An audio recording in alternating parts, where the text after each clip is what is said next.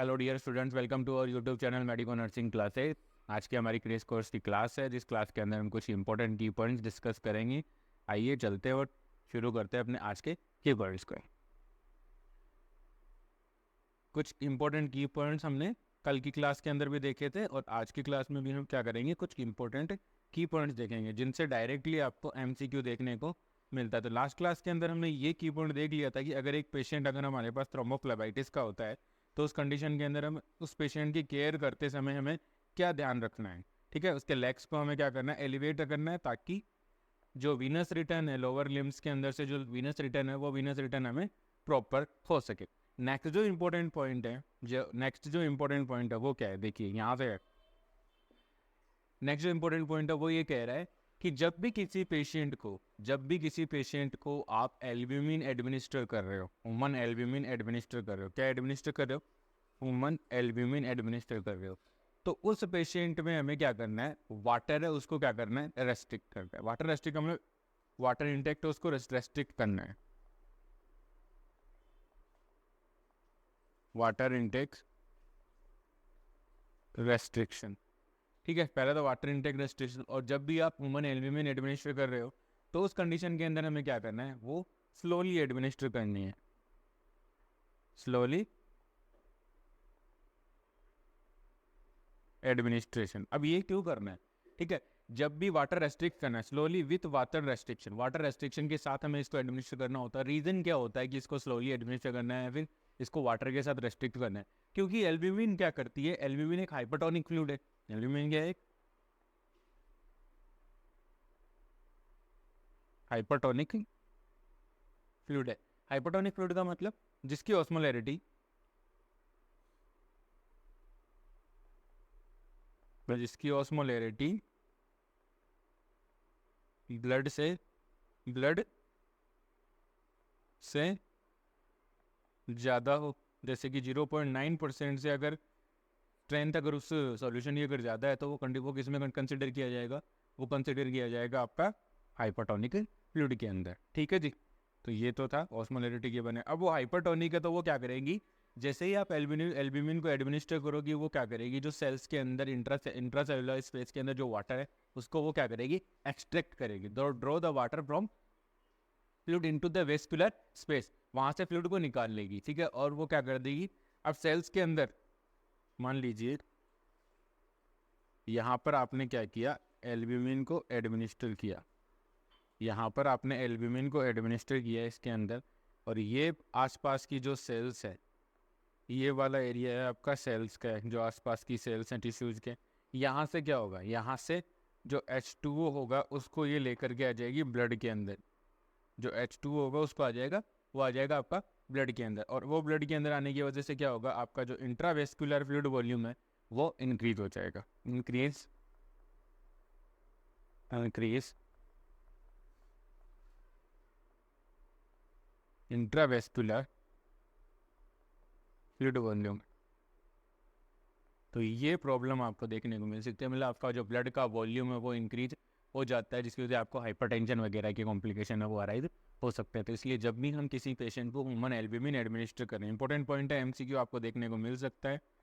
ठीक है, कि अगर किसी पेशेंट को ह्यूमन एल्ब्यूमिन एडमिनिस्टर कर रहे हैं तो उस पेशेंट के अंदर वाटर रेस्ट्रिक्ट क्यों किया जाता है, वाटर रेस्ट्रिक्ट इसलिए किया जाता है क्योंकि वाटर को रेस्ट्रिक्ट इसलिए करते हैं क्योंकि जैसे आप एल्ब्यूमिन को एडमिनिस्टर करोगे तो वो क्या करेगी, इंट्रासेलुलर स्पेस से फ्लूइड खींच के लाएगी, मतलब वाटर को खींच के लेकर के आएगी, वेस्कुलर वॉल्यूम बढ़ा देगी। अब अगर आप ऊपर से आप और पानी पियोगे या फिर और पानी उसको एडमिनिस्टर कर रहे हो, मतलब आप उसको एनएस वगैरह एडमिनिस्टर कर रहे हो, तो उस कंडीशन के अंदर क्या होगा, और वेस्कुलर वॉल्यूम है वो और ज़्यादा इंक्रीज हो जाएगा, जिसकी वजह से क्या होगा, हाइपरटेंशन वगैरह के कॉम्प्लिकेशन आपको देखने को मिल सकते हैं, फ्लूइड ओवरलोड हो सकता है, कार्डियक डिसऑर्डर की कंडीशन आपको देखने को मिल सकती है, पल्मोनरी एडिमा आपको देखने को मिल सकता है, बहुत सारे कॉम्प्लिकेशन है वो अराइज हो सकते हैं।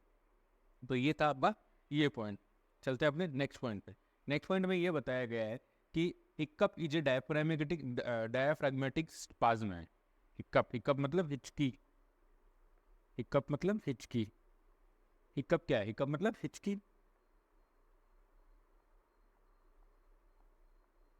ठीक है भैया, हिचकी, ये हिचकी है, तो वो हम कहते हैं ना कि भाई किसी को याद करने से आ रही है, कोई मुझे याद कर रहा है, ऐसा कुछ नहीं है भाई। ठीक है, हिकअप का मतलब है कि आपके डायाफ्राम के अंदर क्या हो गया है, स्पाज्म हो गया है किसी भी कंडीशन की वजह से।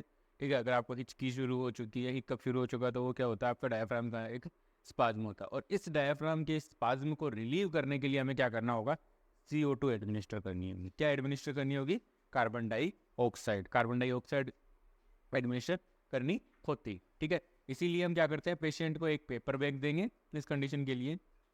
ठीक है, हिकअप क्या है,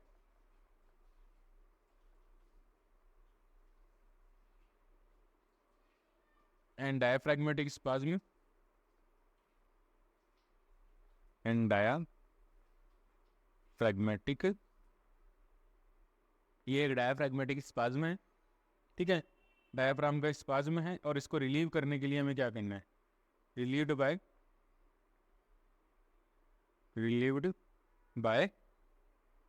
CO2 administration, relieve by CO2 administration, relieve by CO2 administration. अब ये CO2 एडमिनिस्टर करने के लिए हम क्या करेंगे, पेपर बैग का यूज करेंगे।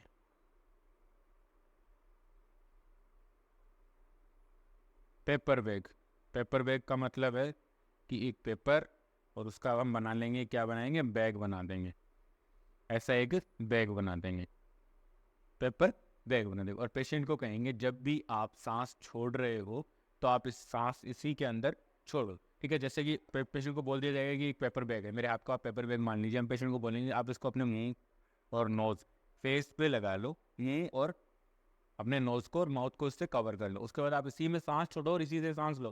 तो हम सांस में कैसे छोड़ते हैं, जब भी हम एक्सेल करेंगे, जब भी हम एक्सेल करते हैं, तो एक्सेल करते हैं तो हम क्या करते हैं, CO2 बाहर निकालते हैं। अब हमें क्या करना है, हिकअप को रिलीव करना है। हिकअप को रिलीव करने के लिए हमें क्या करना पड़ेगा, CO2 का एडमिनिस्ट्रेशन करना है। हिकअप को रिलीव करने के लिए हमें क्या करना है, CO2 का एडमिनिस्टर करना है, CO2 एडमिनिस्ट्रेशन करना है। और CO2 एडमिनिस्टर करने के लिए वैसा तो नहीं, सिलेंडर लगा दो CO2 का, इसीलिए हम क्या करेंगे, पेपर बैग का यूज़ करेंगे। पेपर बैग टेक्निक है एक। ठीक है, इससे हम क्या करेंगे, पेपर देंगे, पेपर से एक छोटा सा बैग बना लेंगे, जो नॉर्मली हम मार्केट के अंदर फ्रूट्स वगैरह लेकर के आते हैं तब हमें मिलता है। ठीक है, तो उस प्रकार का एक बैग बनाएंगे, और उस बैग को हम क्या करेंगे, पेशेंट को बोलेंगे आप इससे अपना नोज और माउथ को कवर करो, और इसी के अंदर आप एक्सेल और इनहेल इसी के साथ करो। अब जैसे मान लीजिए पेशेंट एक्सेल करेगा, एक्सेल करेगा तो CO2 आ गई, CO2 आकर के कहाँ चली गई, CO2 भर गई आपकी इसके अंदर, इस वेपर बैग के अंदर CO2 आ चुकी है। अब वापस इनहेल करेगा, क्या आया, CO2 आई एक्सेलेशन पे, एक्सेल के टाइम पर। अब हमने कहा कि आप उसी को लगा करके रखिए और उसके बाद इसी से इंस्पिरेशन कीजिए। अब जब इंस्पिरेशन करेगा तो CO2 क्या करेगी, इनहेल हो जाएगी। CO2 कहाँ चली जाएगी स्टूडेंट्स, इनहेल हो जाएगी, और इसी के साथ हमारी CO2 का क्या हो जाएगा, एडमिनिस्ट्रेशन हो जाएगा। और CO2 एडमिनिस्ट्रेट करने से क्या होगा, आपके डायफ्राम का जो स्पाज्म है, जो आपके डायफ्राम का जो स्पाज्म है वो रिलीव हो जाता है। तो ये एक इंपॉर्टेंट पॉइंट है, MCQ आपको देखने को मिल सकता है, क्योंकि इसमें क्या हो रहा है, एक टेक्निक का यूज हो रहा है, जो कि क्या है, एक पेपर बैग।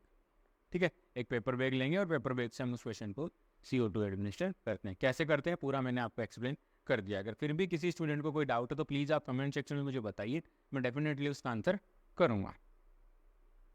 चलते हैं अपने नेक्स्ट पॉइंट्स के ऊपर। आई होप क्रैश कोर्स की क्लासें आप लोगों के समझ में आ रही होंगी। अगर किसी भी स्टूडेंट को कोई भी डाउट रह रहा है क्रैश कोर्स से रिलेटेड, तो प्लीज़ आप कमेंट सेक्शन में बताइए, मैं डेफिनेटली उसका आंसर करूँगा। नेक्स्ट पॉइंट हम पढ़ते हैं।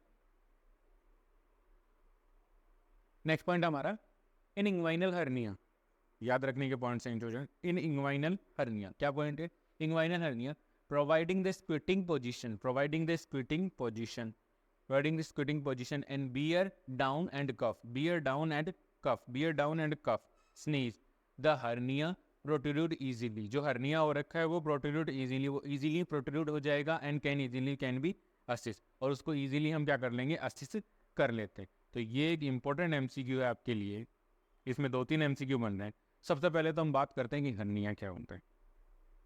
सबसे पहले तो हम बात करते हैं हर्निया। हर्निया स्टूडेंट्स, अगर हर्निया की बात करें तो हर्निया एक प्रकार का एनाटॉमिकल डिसऑर्डर है। हर्निया क्या है, एक प्रकार का एनाटॉमिकल डिसऑर्डर है।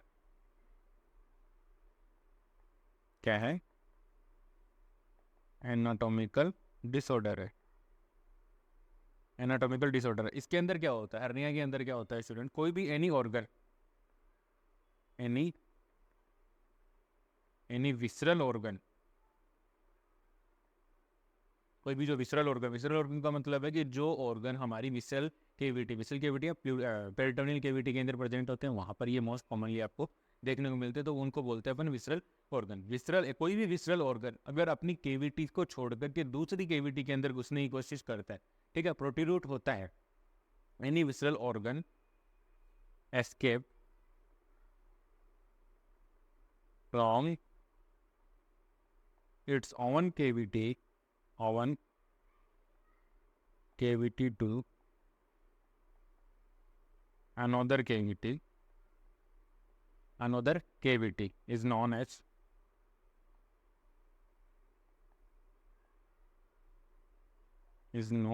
hernia,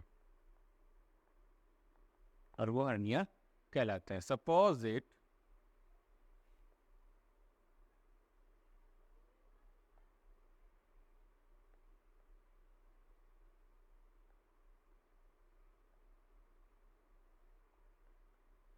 ये आपका एब्डोमेन है, ठीक है, यहाँ पर हो गई आपकी अम्बिलिकस। नॉर्मली क्या होता है, यहाँ पर ये जो सिम्फाइसिस प्यूबिस, ये वाला एरिया हमारा क्या कहलाता है, सिम्फाइसिस प्यूबिस।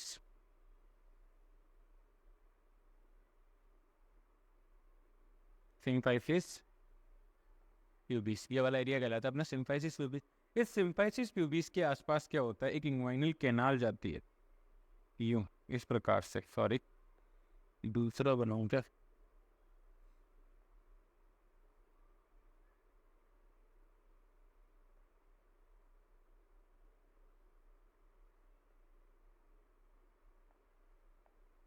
इस सिम्फाइसिस प्यूबिस के आसपास से क्या होता है, एक इंग्वाइनल कैनाल गुजरती है।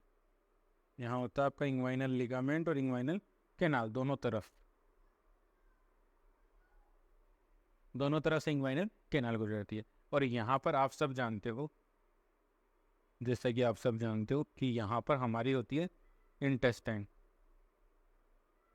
यहाँ से अपनी लार्ज इंटेस्टाइन शुरू हो जाती है इस प्रकार से, ये एनस की तरफ आ गई है वो,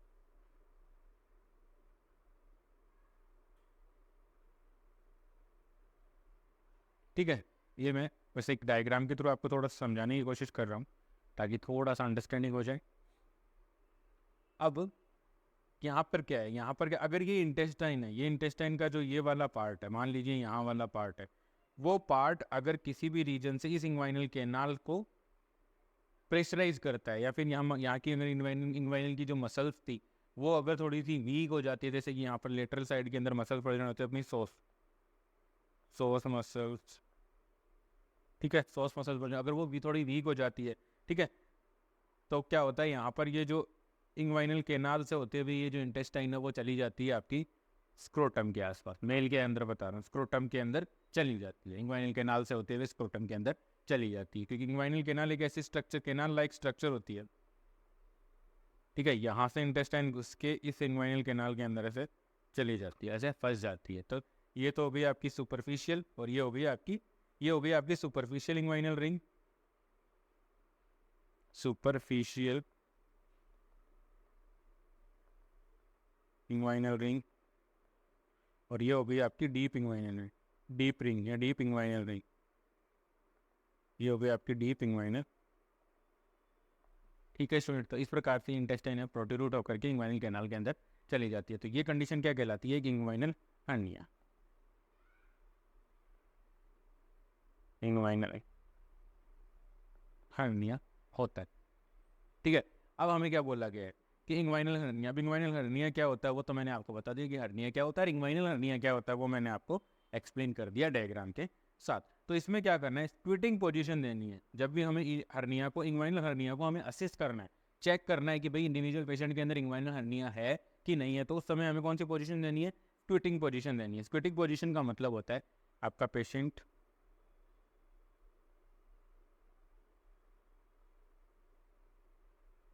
इस प्रकार से बैठेगा,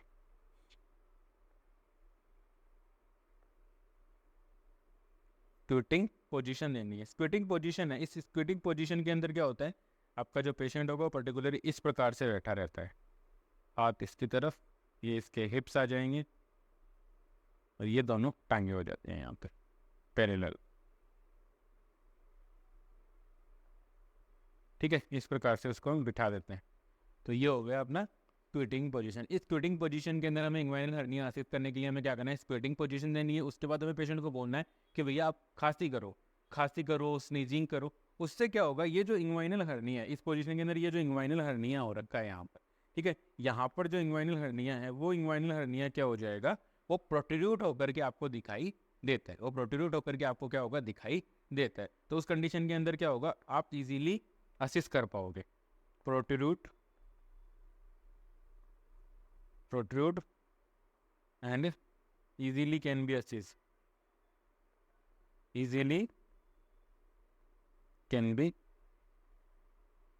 assist, उसको इजीली असिस्ट कर पाओगे। अब इजीली असिस्ट कर पाओगे तभी तो जाकर के आपको पता लगेगा कि इंग्वाइनल हर्निया है वो कैसे चेक किया जाता है। अब यहाँ पर एमसीक्यू क्या आते हैं, देखो इंग्वाइनल हर्निया से रिलेटेड एमसीक्यूज क्या आते हैं। इंग्वाइनल हर्निया से रिलेटेड एमसीक्यू आएंगे। सबसे पहले तो इंग्वाइनल हर्निया कहाँ होता है, तो इंग्वाइनल रीजन के अंदर होता है, ये एब्डोमेन। अब यहाँ से आपके लेग्स शुरू हो जाते हैं, ठीक है, समझ में आ रहा है इंग्वाइनल रीजन कहाँ होता है, inguinal hernia.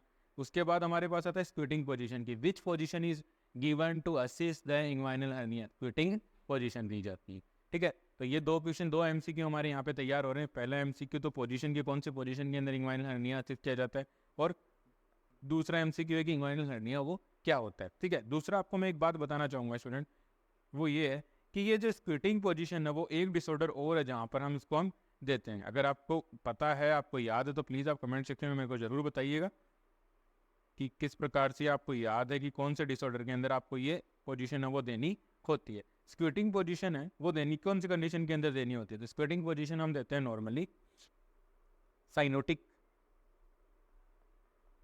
Cyanotic diseases of heart. जो भी हार्ट की साइनोटिक डिजीजेज हैं उस कंडीशन के अंदर हम क्या करते हैं, पेशेंट को, बच्चे को हम क्या देते हैं, स्क्विटिंग पोजीशन देते हैं, ताकि उसके अंदर जो साइनोसिस है वो रिलीव हो सके। स्क्विटिंग पोजीशन को देखने, स्क्विटिंग पोजीशन या साइनोटिक डिजीज के अंदर हम पेशेंट को वो पोजीशन देते हैं ताकि पेशेंट के अंदर क्या नहीं हो, जो साइनोसिस हो रखा है वो रिलीव हो जाता है। तो साइनोसिस के अंदर हम ये देते हैं। और एक होता है स्पेल्स, एपनिया के स्पेल्स,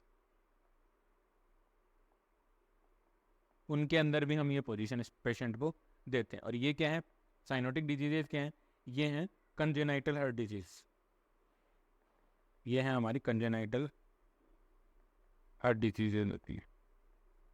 आई होप आप लोगों का एक एमसीक्यू और यहाँ पे क्लियर हुआ होगा कि साइनोटिक हार्ट डिजीज के अंदर पेशेंट को, मान लीजिए आप एक साइनोटिक कंजेनाइटल हार्ट डिजीज के पेशेंट की केयर कर रहे हैं और उस पेशेंट के अंदर ब्लूस, उसकी स्किन का ब्लूस डिस्कलरेशन होगा, साइनोसिस डेवलप हो चुका है। तो उस कंडीशन के अंदर इमीडिएटली आपको क्या करना है, इमीडिएटली हमें क्या करना है, पेशेंट को स्क्विटिंग पोजीशन दे देनी है, जिससे क्या होगा, उसके अंदर जो शंटिंग हो रही है ऑक्सीजनेटेड और डीऑक्सीजनेटेड ब्लड की, उसकी वो कम हो जाएगी और उससे क्या उसको रिलीव हो जाएगा। तो ये है एक और आपका एमसीक्यू क्लियर किया है। नेक्स्ट चलते हैं नेक्स्ट पॉइंट के ऊपर। नेक्स्ट पॉइंट के ऊपर हम देखते हैं कि नेक्स्ट पॉइंट में क्या है। नेक्स्ट पॉइंट के अंदर हमसे ये पूछा गया है, हमें ये बताया गया है कि एक एन्यूरिज्म सबसे बड़ी बात तो ये हो जाएगी हमारे लिए, तो एन्यूरिज्म होता क्या है वो हमें असिस्ट करना है। तो पूछा गया है कि aneurysm is mostly affect the middle layer of blood vessels that is known as tunica media. Aneurysm होता है वो middle layer of blood vessels को मोस्टली अफेक्ट करता है, और जो कि middle layer of blood vessel उसका क्या नाम है, ट्यूनिका मीडिया।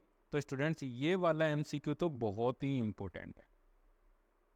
ये पॉइंट आपके लिए सीधा सीधा यहाँ से आपको एमसीक्यू देखने को मिलेगा कि एन्यूरिज्म है वो ब्लड वेसल्स की किस लेयर में होते हैं, सबसे पहले किस लेयर के अंदर होते हैं, तो ट्यूनिका मीडिया। ट्यूनिका मीडिया में क्यों होते हैं, ट्यूनिका मीडिया में इसलिए होते हैं क्योंकि ट्यूनिका मीडिया एक मस्कुलरिस लेयर है। सबसे पहले तो हम बात करते हैं एन्यूरिज्म। एन्यूरिज्म क्या होता है, एन्यूरिज्म होता है आपकी abnormal dilation of blood vessels. क्या होता है, abnormal dilation of blood vessels। Blood vessels का अबनॉर्मल डायलेशन क्या कहलाता है? एन्यूरिज्म कहलाता है। ठीक है, जैसे कि इस प्रकार से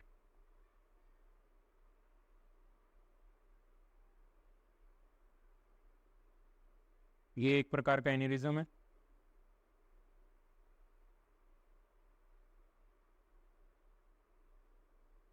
ये एक दूसरे प्रकार का आपको एन्यूरिज्म दिखाने की कोशिश करी गई है। ठीक है, ये दो प्रकार के आपको एन्यूरिज्म मैंने दिखाने की यहाँ पे कोशिश की। एक तो सिंगल लेयर के अंदर, मतलब सिंगल लेयर के मतलब है जैसे मान लीजिए दो लेयर होती हैं ब्लड वेसल्स की, एक मतलब जो राउंड होता है उसके अंदर दो लेयर बन जाती है, एक ए वाली ए पॉइंट और ये हो गया हमारा बी पॉइंट। अगर किसी भी एक पॉइंट से अगर कोई भी बल्ब नुमा स्ट्रक्चर निकल रही है, कोई भी बल्ब नुमा स्ट्रक्चर अगर निकल रही है तो वो भी क्या कहलाती है? आपका एन्यूरिज्म कहलाती है। ठीक है, एक प्रकार का तो ये एन्यूरिज्म होता है। दूसरा होता है कि यहाँ पे देखो ये है बी, ए वाली ये है और बी वाला ये एन्यूरिज्म। ये दोनों एन्यूरिज्म के क्या हैं? टाइप्स। ये दो प्रकार के, इस प्रकार के दो एन्यूरिज्म होते हैं। ठीक है, तो ये हो गया आपका अबनॉर्मल डायलेशन क्या कहलाता है? आपका एन्यूरिज्म कहलाता है ब्लड वेसल्स का। और ये क्या होता है? वीक होती हैं। इसमें क्या हो जाता है? Weakness of tunica media. Tunica media, अगर ट्यूनिका मीडिया है वो वीक हो रही है तो उस कंडीशन के अंदर क्या होता है? एन्यूरिज्म होने के एन्यूरिज्म के चांसेस काफ़ी ज़्यादा बढ़ जाते हैं। ठीक है, एन्यूरिज्म के चांसेस काफ़ी ज़्यादा बढ़ जाते हैं स्टूडेंट। ब्लड वेसल्स है उसकी लेयर होती है ट्यूनिका मीडिया। तो ब्लड वेसल्स की तीन लेयर होती हैं, तीन लेयर होती हैं ब्लड वेसल्स के अंदर, तीन लेयर प्रेजेंट होती हैं।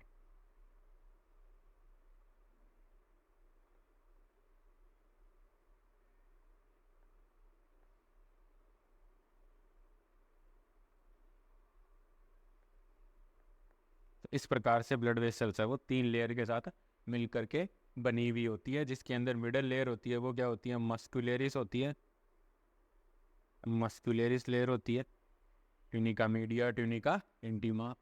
तो ये हो गई आपकी तीनों लेयर है मसल्स की, जिनके अंदर क्या होता है? ब्लड वेसल्स है वो तीन लेयर होती हैं। ब्लड वेसल्स को, जो ब्लड वेसल्स है वो सप्लाई कर, वो ब्लड वेसल्स की ब्लड वेसल्स, ठीक है, उनको हम क्या बोलते हैं वो मेरे को आप कमेंट सेक्शन के अंदर बताना कि ब्लड वेसल्स को भी तो ब्लड सप्लाई की ज़रूरत होती है ना, तो उसको क्या बोला जाता है वो मेरे को आप कमेंट सेक्शन के अंदर ज़रूर बताना। ठीक है, तो ये है अपना एन्यूरिज्म के बारे में। और एन्यूरिज्म के बारे में अगर मैं बताना चाहूँ तो एन्यूरिज्म है वो most commonly abdominal aorta, abdominal aorta, thoracic aorta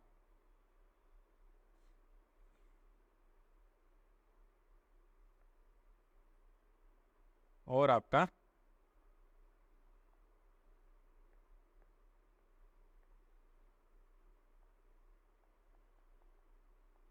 carotid artery, इनके अंदर मोस्ट कॉमनली सीन होता है, मोस्टली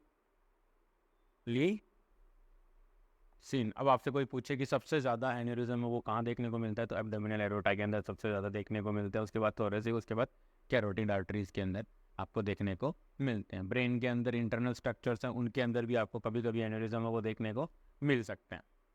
ठीक है, एन्यूरिज्म होने का मेन रीज़न क्या है? कि जो ब्लड वेसल्स की जो लेयर है उनका वीक हो जाना, किसी भी रीजन की वजह से उनका वीक हो जाना क्या कहलाता है? आपका एन्यूरिज्म का कॉज हो जाता है। ठीक है स्टूडेंट्स, आई होप आप लोगों को समझ में आ रहा होगा। किसी भी स्टूडेंट को कोई डाउट है तो प्लीज़ आप कमेंट सेक्शन में मेरे से पूछ लीजिए। नेक्स्ट हमारा की पॉइंट्स हैं, नेक्स्ट जो नर्सिंग की पॉइंट्स हैं उनको हम देखते हैं। तो नेक्स्ट हमारा की पॉइंट है, इंपॉर्टेंट की पॉइंट है स्टूडेंट, देखिएगा कि frequent swallowing after the tonsillectomy is indicate haemorrhage. Important point, बहुत बार यहाँ से आपको एमसीक्यू देखने को मिलेगा स्टूडेंट्स कि फ्रीक्वेंट स्वेलोविंग। फ्रीक्वेंट स्वेलोविंग का मतलब है कि आपके पास पोस्ट ऑपरेटिव के अंदर आपके पास एक पेशेंट आया है जिसकी सर्जरी हुई है टॉन्सिलेक्टोमी की। कौन सी सर्जरी हुई है? टॉन्सिलेक्टोमी। टॉन्सिलेक्टोमी, टॉन्सिलेक्टोमी का मतलब हो गया आपका रिमूवल ऑफ टॉन्सिल्स। टॉन्सिलेक्टोमी का मतलब क्या हो गया? टॉन्सिलेक्टोमी, टॉन्सिलेक्टोमी का मतलब हो गया रिमूवल ऑफ टॉन्सिल्स। टॉन्सिल्स क्या होते हैं? ये लिम्फोइड टिश्यू होते हैं जो कि ये होते हैं लिम्फोइड टिश्यूज जो कि प्रेजेंट होते हैं आपकी ओरल कैविटी के अंदर। ओरल कैविटी के अंदर ये क्या होते हैं, प्रेजेंट होते हैं। और अगर इनमें बार बार इन्फेक्शन हो रहा होता है तो ये क्या हो जाते हैं, रिकरेंट इन्फेक्शन। रिकरेंट, इनमें अगर बार बार रिकरेंट इन्फेक्शन होता है तो उस इन्फेक्शन की वजह से ये क्या हो जाते हैं, एनलार्ज हो जाते हैं। Enlarge oblique swell.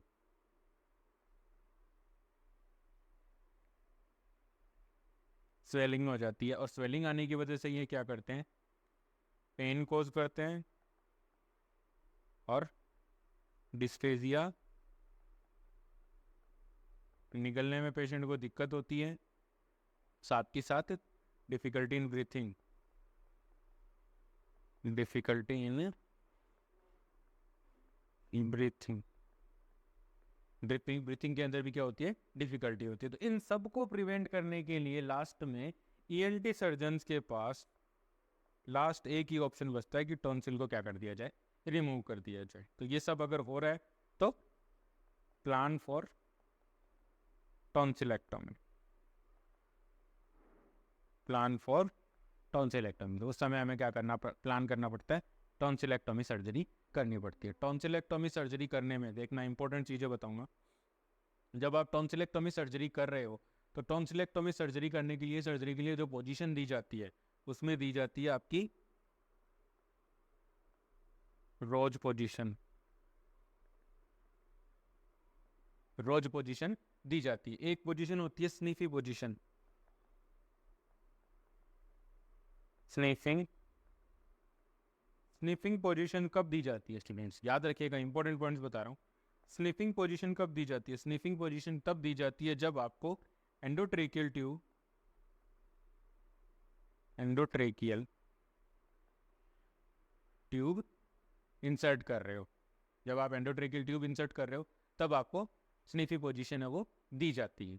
ठीक है, उस कंडीशन एंडोट्रेकियल ट्यूब इंटुबेशन के दौरान क्या होता है, उस दौरान आपको ये होता है कि आपके जो पेशेंट है, ठीक है, आपका जो पेशेंट है उस पेशेंट के शोल्डर के नीचे, उस पेशेंट के सॉरी उस पेशेंट की नेक के नीचे, गर्दन के नीचे क्या लगाया जाता है, पिल्लो लगाया जाता है स्नीफ पोजिशन। और रोज पोजीशन के अंदर यही पिल्लो आपका शोल्डर के नीचे चला जाता है। रोज पोजीशन के अंदर यही पिल्लो कहाँ चला जाता है स्टूडेंट्स, ठीक है, एंडोट्रेकियल ट्यूब। और ये दी जाती है टॉन्सिलेक्टोमी में।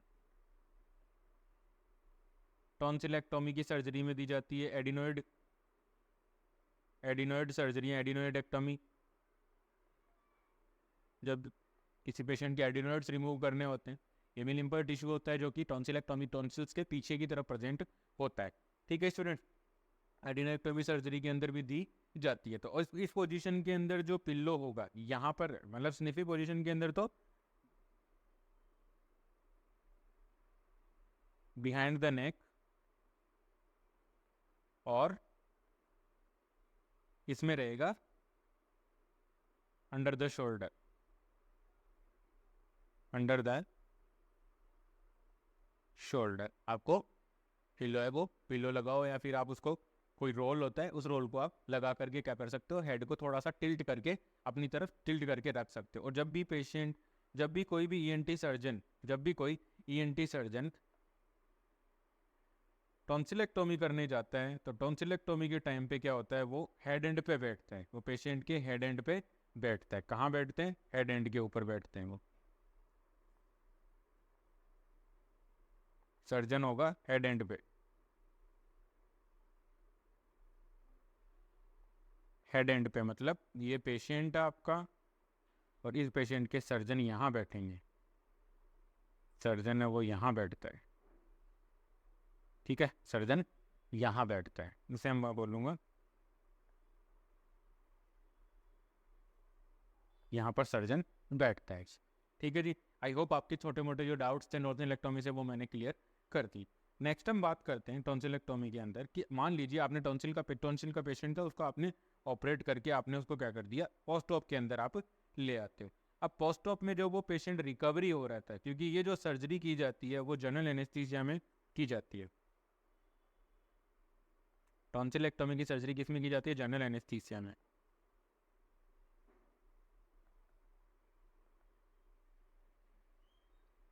ठीक है, जनरल एनेस्थीसिया के अंदर ये सर्जरी की जाती है। जनरल एनेस्थीसिया से पेशेंट को आप रिकवर करवा करके कहाँ लेके आते हो? Post anaesthesia, post anaesthesia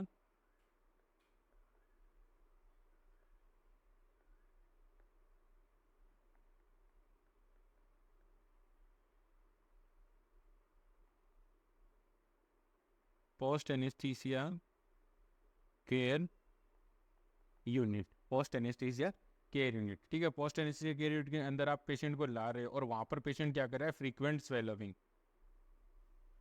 frequent swallowing. और ये फ्रीक्वेंट स्वेलोविंग है, ये एक इंपॉर्टेंट पॉइंट है स्टूडेंट, ध्यान रखिएगा।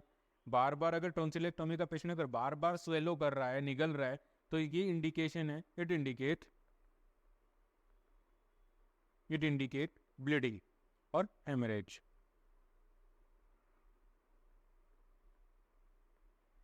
इसका मतलब है कि टॉन्सिल बेड से, या टॉन्सिल का जो बेड था जहाँ से आपने टॉन्सिल को रिमूव किया था, वहाँ से क्या हो रही है? ब्लीडिंग हो रही है और पेशेंट उसको स्वेलो कर रहा है। तो इस कंडीशन को प्रिवेंट करने के लिए हमें क्या करना होगा?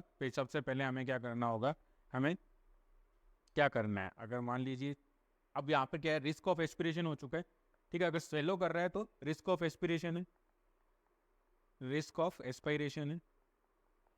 तो ये रिस्क ऑफ एस्पिरेशन क्यों है? क्योंकि हमारा patient post anaesthesia care unit के अंदर है। मैंने अभी आप लोगों को बताया है कि ये जो सर्जरी होती है वो किस कंडीशन में होती है? ये जनरल एनेस्थीसिया की कंडीशन या जनरल एनेस्थीसिया के अंदर की जाती है। तो पेशेंट पूरी तरह से होश में नहीं है, पेशेंट पूरी तरह से होश में नहीं है, तो उस अवेयर नहीं है, ओरिएंट नहीं है, तो उस कंडीशन के अंदर हो सकता है। और उसके अंदर वीक गेट, जब भी patient post anaesthesia care unit के अंदर आता है आफ्टर टॉन्सिलेक्टोमी, तो हम नॉर्मली उसके अंदर क्या होता है? रिस्क ऑफ एस्पिरेशन रहता है। रिस्क ऑफ एस्पिरेशन क्यों रहेगा? रिस्क ऑफ एस्पिरेशन इसलिए रहेगा क्योंकि पेशेंट एनेस्थीसिया का इफेक्ट है, एनेस्थीसिया, एनेस्थीसिया का इफेक्ट है, और एनेस्थीसिया की इफेक्ट की वजह से उसका गैग रिफ्लेक्स है वो भी क्या है? वीक है, तो वो स्वेलो नहीं कर पाएगा। तो हो सकता है कि पेशेंट एस्पिरेट कर जाए जो ब्लड टॉन्सिलेक्टोमी बेड या टॉन्सिल से हो रहा था, ठीक है, जहाँ टॉन्सिल से आपने सर्जिकल या ऑपरेटिव साइड से जो ब्लीडिंग हो रही थी वो ब्लीडिंग चली जाए आपके पेशेंट के लंग्स के अंदर, तो वहाँ पर आपको प्रॉब्लम हो सकती है। तो इस कंडीशन को प्रिवेंट करने के लिए हमें क्या करना है? पेशेंट को साइडलाइन पोजीशन देनी है। हमें कौन सी पोजीशन देनी है? साइडलाइन पोजीशन देनी है। Give sideline position,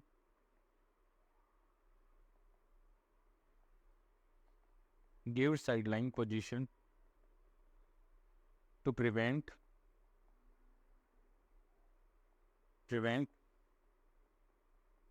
aspiration. Sideline position दे दो। May be give prone position, prone position भी आप दे सकते हो अगर आपका पेशेंट पूरी तरह से अवेक हो चुका है तो, क्योंकि प्रोन पोजीशन के अंदर क्या होता है, हो सकता है कि पेशेंट को ब्रीथिंग डिफिकल्टी हो जाए, इसलिए साइडलाइन ज़्यादा प्रीफर की जाती, ठीक है। तो उस कंडीशन के अंदर हमें क्या करना होता है? दूसरा, जब भी आप पोस्ट ऑपरेटिव पीरियड के अंदर आते हैं, तो जैसे पेशेंट आपका पूरा होश अवेयर आ जाता है, ओरिएंट हो जाता है, तो हम एडवाइस फॉर